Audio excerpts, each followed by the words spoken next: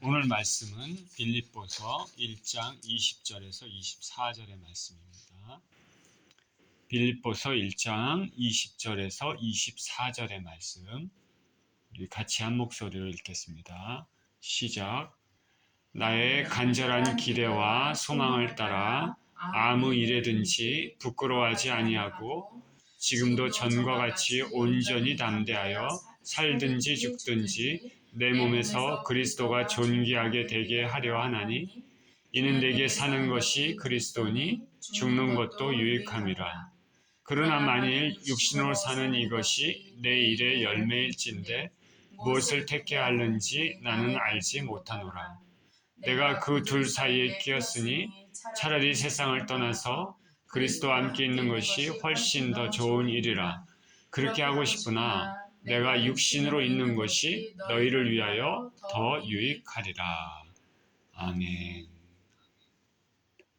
내게 사는 것이 그리스도니 라는 제목으로 말씀을 나누겠습니다. 기도합니다. 사랑하시는 하나님, 우리를 사랑하시되 당신의 아들을 내어주시기까지 사랑하시는 우리 하나님께 감사와 찬양을 드립니다. 또 우리를 사랑하여 주셔서 이 귀한 예배 자리로 오게 해주시고 생명의 말씀을 들을 수 있는 은혜를 주신 것에 감사를 드립니다. 말씀 가운데 우리 하나님을 만나게 하시고 체험하게 하시고 은혜를 받는 정말 축복을 받는 귀한 시간 되게 하여 주옵소서.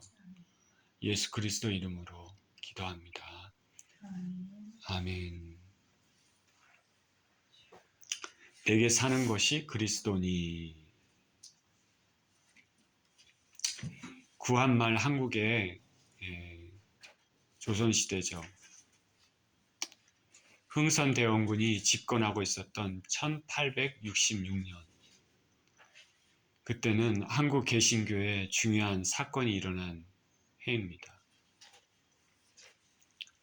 당시 조선은 쇄국 정책을 펴고 있어서 외부와 철저한 단절을 하고 있었습니다.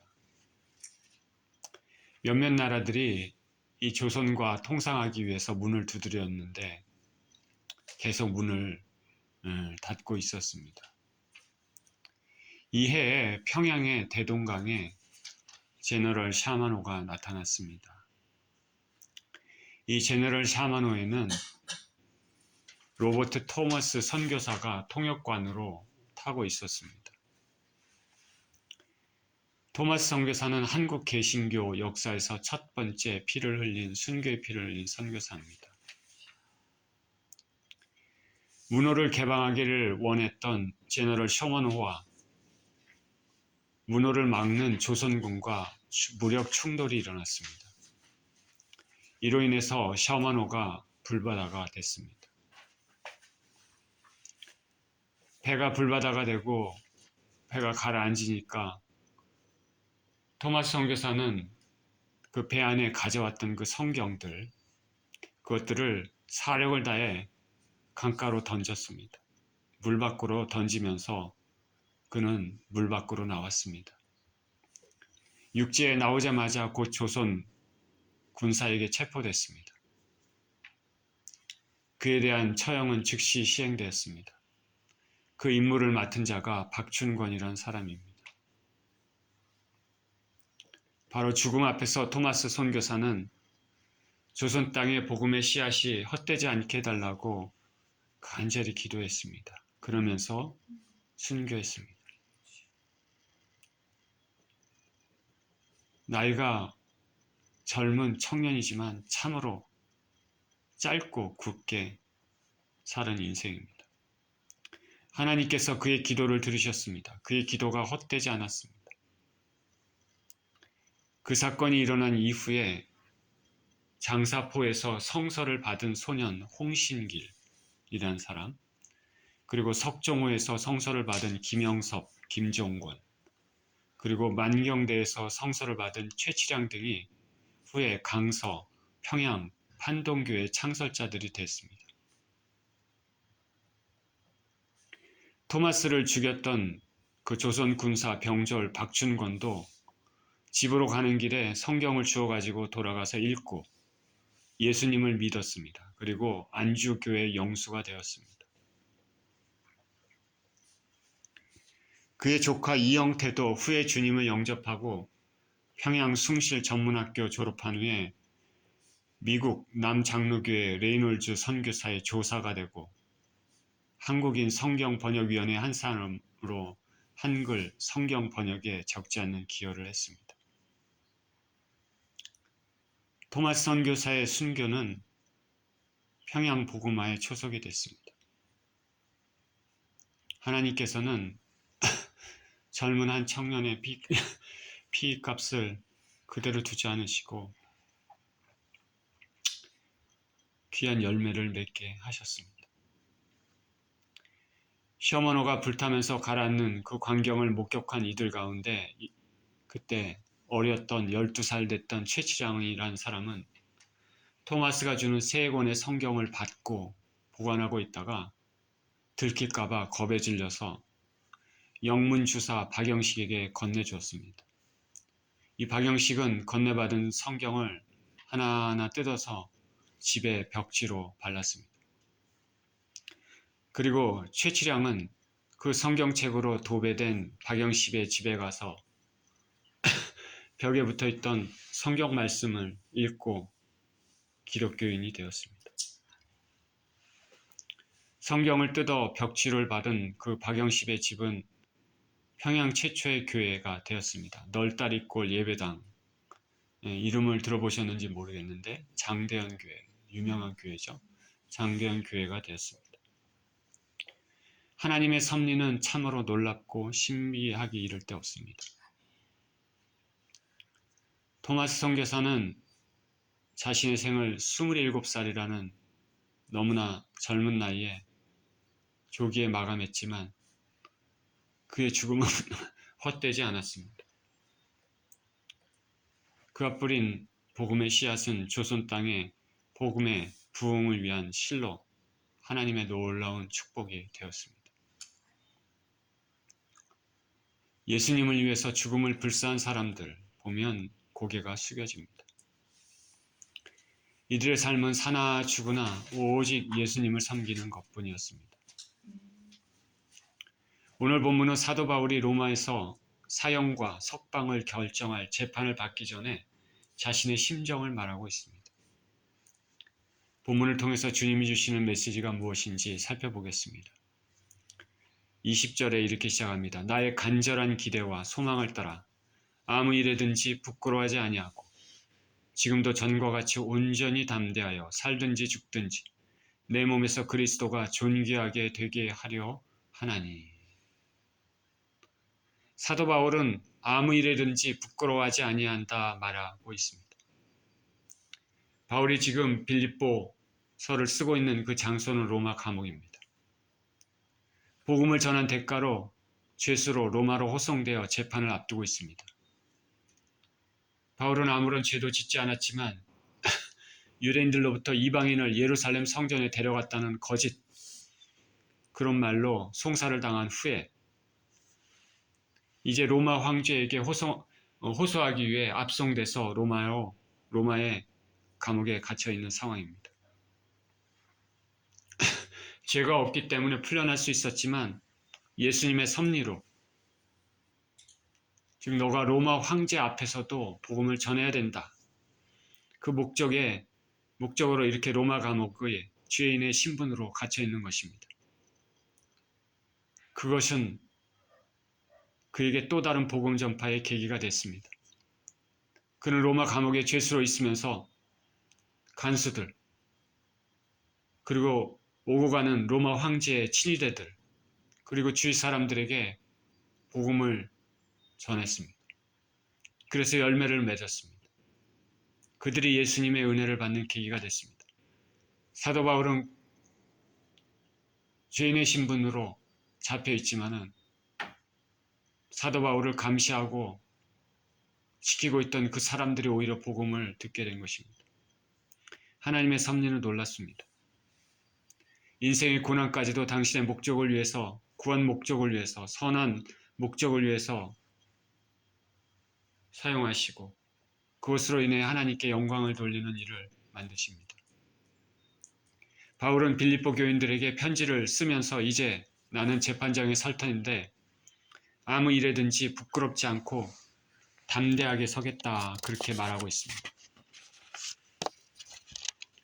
바울은 겉보기에는 죄수지만 실상은 자유인이고 죄가 없이 죄인의 신분으로 묶인 것이기 때문에 부끄럽지 않습니다. 하나님 앞에도 복음으로 인한 고난을 받는 거기 때문에 부끄럽지 않습니다. 따라서 당당히 재판에 임할 것이고 재판 결과가 어떻게 나오든 간에 하나님 앞에 떳떳한 양심으로 설 수 있습니다. 감옥, 그 어둡고 축축한, 눅눅한, 불편하고 괴로운 그런 환경이지만은 그는 담대합니다. 살든지 죽든지 자신의 몸에서 예수님이 존귀하게 되게 하려고 한다 말합니다. 어떤 판결이 나오든지 사형에 처해든지 무죄로 석방되든지 결과에 상관없이 모든 것이 예수님의 영광을 위한 것이라고 말하고 있습니다. 바울의 이 말은 우리 삶의 모토가 되어야 되죠. 우리 예수 그리스도를 진정으로 믿는 사람들은 살든지 죽든지 모든 일에 예수님의 영광을 위해서 되는 삶을 살아야 할 것입니다. 하나님께서 모든 우리 삶의 환경 가운데 여건 가운데 역사하셔서 좋은 일이든 좋지 않은 일이든 간에 당신의 영광을 위해서 쓰여졌으면 좋겠습니다. 모든 것이 모든 일에 하나님의 영광을 위해서 쓰이는 것이죠. 성경은 진정으로 예수님 믿는 사람들에게는 모든 것이 합력해서 선을 이룬다 그렇게 말하고 있습니다. 모든 것이 합력해서입니다.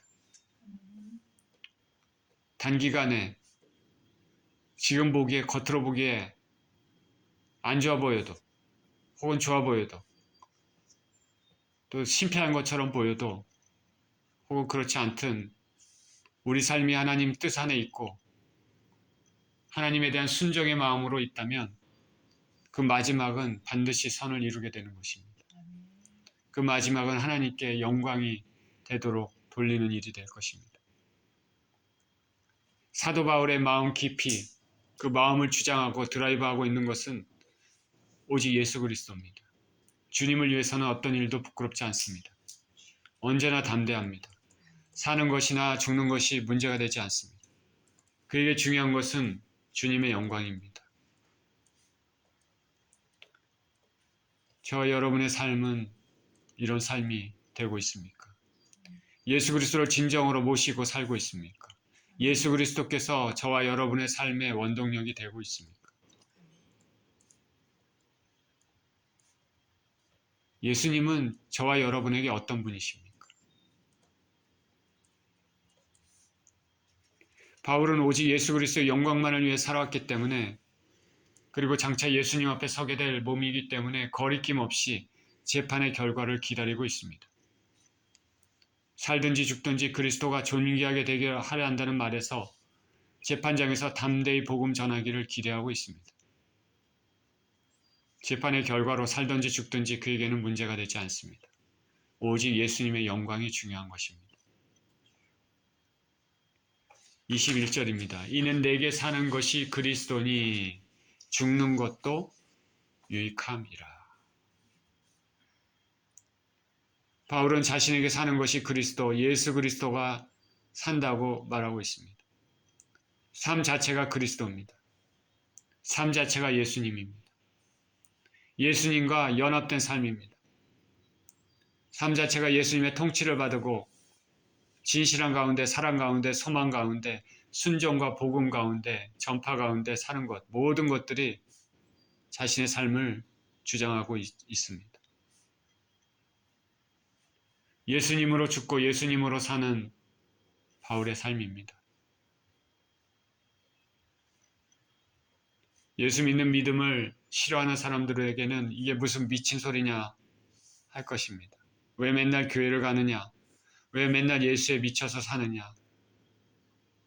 예수가 나보다 더 좋으냐? 하는 말을 들을 수도 있습니다. 바울은 이런 삶을 살았습니다. 그래서 그는 기독교 역사의 가장 위대한 사도 중에 하나가 됐습니다. 태초 이래로 이 땅에 태어난 수많은 사람들 가운데 가장 예수님의 사랑을 받는 인물들 중에 하나가 됐습니다.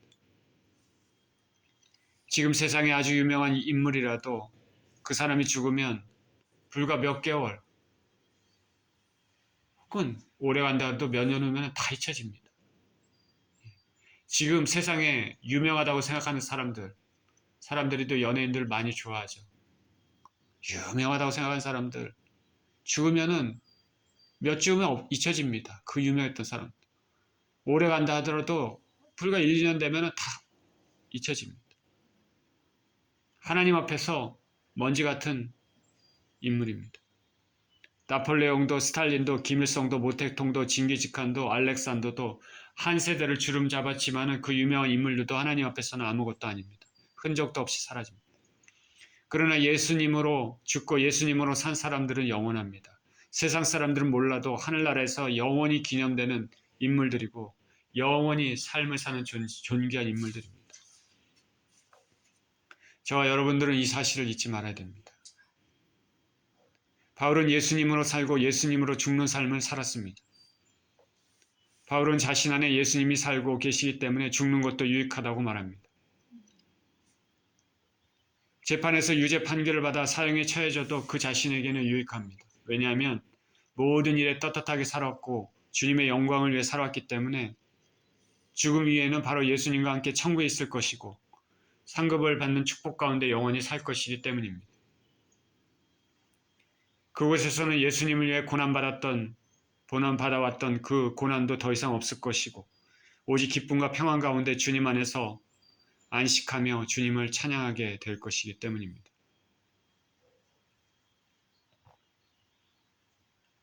죽음에는 헛된 죽음이 있고 영광스러운 죽음이 있습니다. 영원한 멸망의 죽음이 있고 영원한 영광스러움에 들어가는 죽음이 있습니다. 저와 여러분은 언제 이 땅을 떠날지 모르지만 그날이 또 다른 시작, 영원한 영광스러움에 참여하는 시간이 되기를 축원드립니다. 이 땅을 예수님을 신실히 믿고 끝까지 나가면 그날에는 영원한 기쁨의 잔치가 시작되는 날이 될 것입니다. 22절입니다. 그러나 만일 육신으로 사는 이것이 내 일의 열매일진데 무엇을 택해야 하는지 나는 알지 못하노라. 바울은 법정에서 무죄 판결이 나와 살아난다고 해도 바울의 삶은 예수님을 위한 삶입니다. 육신으로 사는 것, 그러니까 죽지 않고 무죄로 죽지 않고 살게 되는 것이 그 일의 열매입니다. 그 일의 열매는 복음 전파의 일입니다. 육신으로 살게 되면 더욱더 예수님을 증거하기 위한 기회가 생기게 되는 것이죠. 그래서 살아있는 동안에 할 수만 있으면 더 많은 사람에게 복음 전파를 할 수 있기 때문입니다. 어떤 예수님 믿는 사람이 이런 말을 했습니다. 어떤 사람은 아주 어렸을 때부터 예수님 믿고 살아왔고 어떤 사람은 삶의 말년의 끝자락에 짧게 은혜를 받아 예수님을 믿어 구원을 얻게 된다면 이거 참 불공평한 것 아니냐. 흥미있는 질문입니다. 그런데 우리가 생각해 볼 것은 먼저 구원은 전적으로 하나님의 은혜라는 것을 알아야 됩니다. 하나님의 선물이라는 것을 알아야 됩니다. 우리말로 왈과왈 성격이 아니고 하나님의 은혜입니다. 누구는 구원받고 누구는 구원받지 못하는지, 누구는 어렸을 때부터 믿어 구원받고 누구는 말년에 혹은 죽음 직전에서 구원을 받는 것, 이 모든 것이 하나님의 주권입니다. 주시는 분의 마음에 있습니다. 예수님께서 내 것을 가지고 내가 주겠다고 하는데 무슨 말을 할 수가 있겠느냐 말했습니다. 이것은 우리의 영역이 아닙니다. 우리는 그런 것을 알아야 됩니다. 전제로 우리가 알아야 됩니다. 모두가 죄인인 상황에서 그 많은 영혼 가운데 저 여러분들이 예수님을 믿게 된 것은 참으로 은혜가 아닙니까? 모두가 죄인인 상태에서 죽을 수밖에 없지만 그 중에서 어떻게 저와 여러분들이 예수님의 선택을 받아 믿음을 얻게 된 것은 참으로 은혜가 아닙니까? 구원의 영역은 철저히 하나님께 달려있고 하나님이 일방적으로 주시는 은혜입니다. 누구는 먼저 믿고 누구는 나중에 믿어 똑같이 구원 얻어서 왜 불경통해 우리가 얘기할 수 있는 것이 아니죠. 하나님의 은혜입니다. 하나님의 것으로 하나님께서 나눠주신 것이죠. 그러나 우리가 그것 외에 우리가 생각할 것이 있습니다. 이렇게 은혜로 구원을 받지만은 상급은 다 다르다라는 것이죠. 상급은 그 자신이 얼마나 예수님의 영광을 위해 살아왔는가에 따라 달라지기 때문입니다. 룰루랄라 하면서 예수님을 믿은 사람과 예수님의 복음을 위해 수많은 고난과 눈물 가운데 살았던 사람이 동일한 상급을 받는다. 어불성설입니다.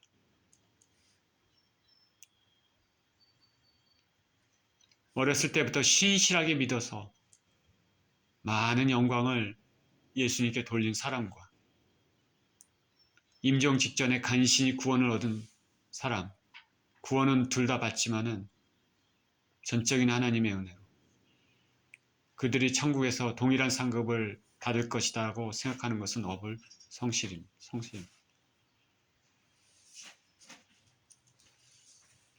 상급의 차이가 있겠죠.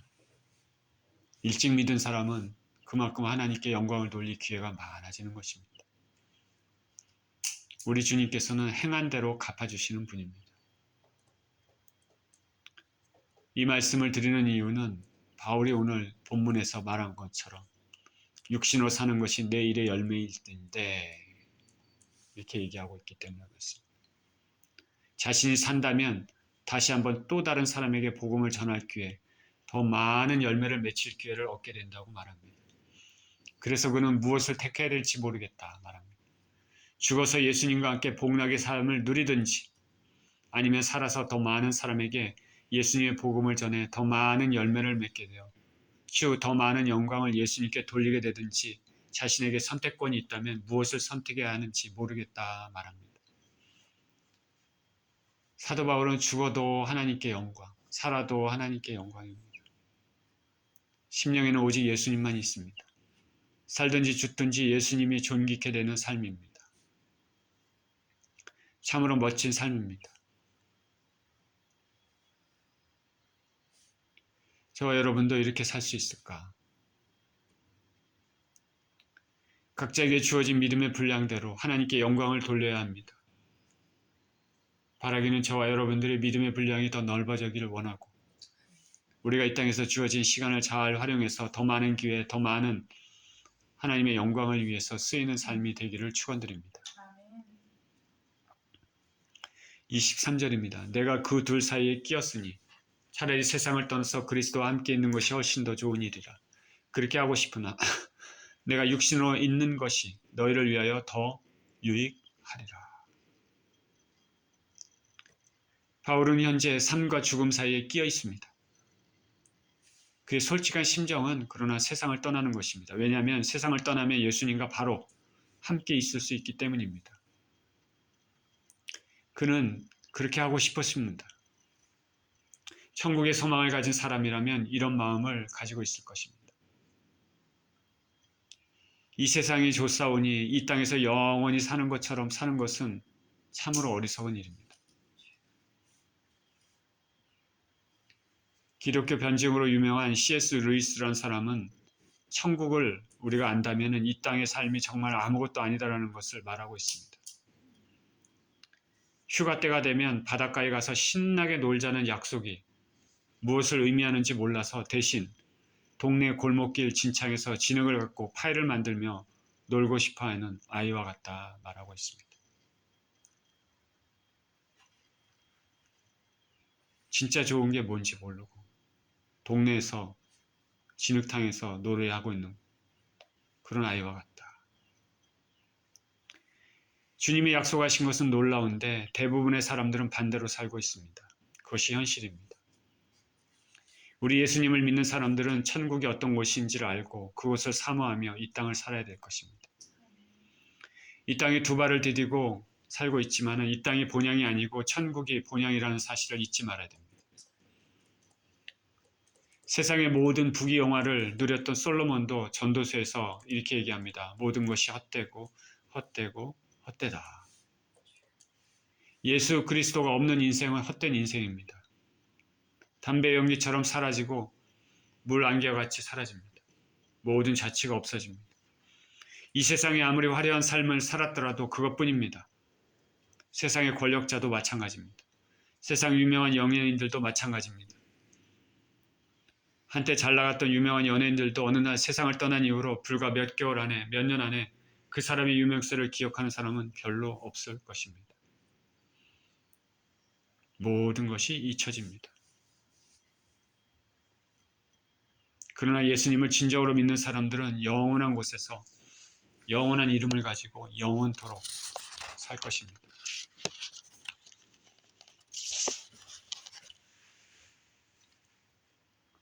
바울은 이 세상을 떠나 예수님과 함께 더 깊은 교제를 누리고 싶은 것이 개인적인 심정이었습니다. 이런 사람에게는 죽음이 죽음이 아닙니다. 그 너머의 삶을 분명히 알고 있기 때문입니다. 그런데 그는 개인적으로는 이 땅을 떠나고 싶지만 자신이 이 땅에 있는 것이 빌립보 교인들에게는 더 유익하다 말합니다. 빌립보 교인들에게 바울은 아버지와 같은 존재이기 때문입니다. 자신의 바람과 유익보다 교회를 위한 사명과 유익을 더 앞세우고 있습니다. 흔히 가정의 가장인 아버지나 어머니가 나이가 많습니다. 어제의 오늘 하는 삶을 삽니다. 본인들은 어서 이 땅을 떠나고 싶어 합니다. 근데 자식들을 생각하면 좀 더 살아야겠다는 말을 종종 합니다. 바울의 심정이 이런 것이죠. 자신의 삶이 빌립보 교인들, 나아가서는 그에게서 하나님의 메시지와 위로를 받는 수많은 믿음의 사람들에게는 그가 살아있는 것이 더 유익한 것입니다. 저 여러분들도 이러한 삶을 살았으면 좋겠습니다. 저 여러분이 다른 사람에게 유익을 끼치는 삶을 살고 있습니까? 아니면 해를 끼치는 삶을 살고 있습니까? 저와 여러분들로 인해 다른 사람들이 위로와 힘을 얻습니까? 아니면 저와 여러분들은 다른 사람들이 보고 싶지 않은 존재입니까? 오늘 본문에서 우리는 바울의 심정을 잘 알 수 있습니다. 그는 오직 예수 그리스도를 위한 삶을 살았습니다. 살든지 죽든지 자신에게서 예수님이 영광 받으시는 삶을 살았습니다. 자신은 이 땅을 떠나 예수님과 더 가까이 있기를 원했지만은 교인들을 위해서는 육신의 몸으로 살아있는 것이 유익하다고 말합니다. 참으로 훌륭한 종이죠. 저와 여러분의 삶은 예수님으로 죽고 예수님으로 사는 삶입니까? 예수님이 우리 삶의 동기가 됩니까? 예수님이 영광을 받으시고 계십니까? 간절히 바라기는 예수님이 저와 여러분의 삶의 동기, 이유가 되기를 원하고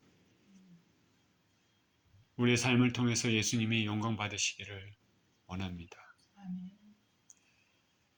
이러한 삶을 사시는 저와 여러분 모두 되시기를 예수 그리스도 이름으로 축원드립니다.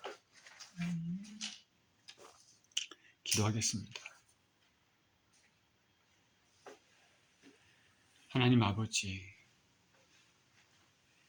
살든지 죽든지 우리 삶에서 예수 그리스도께서 존귀 여김을 받으시고 하나님께 영광 돌리는 그런 귀한 삶이 되게 하여 주시옵소서. 예수 그리스도 이름으로 기도드리옵나이다. 아멘.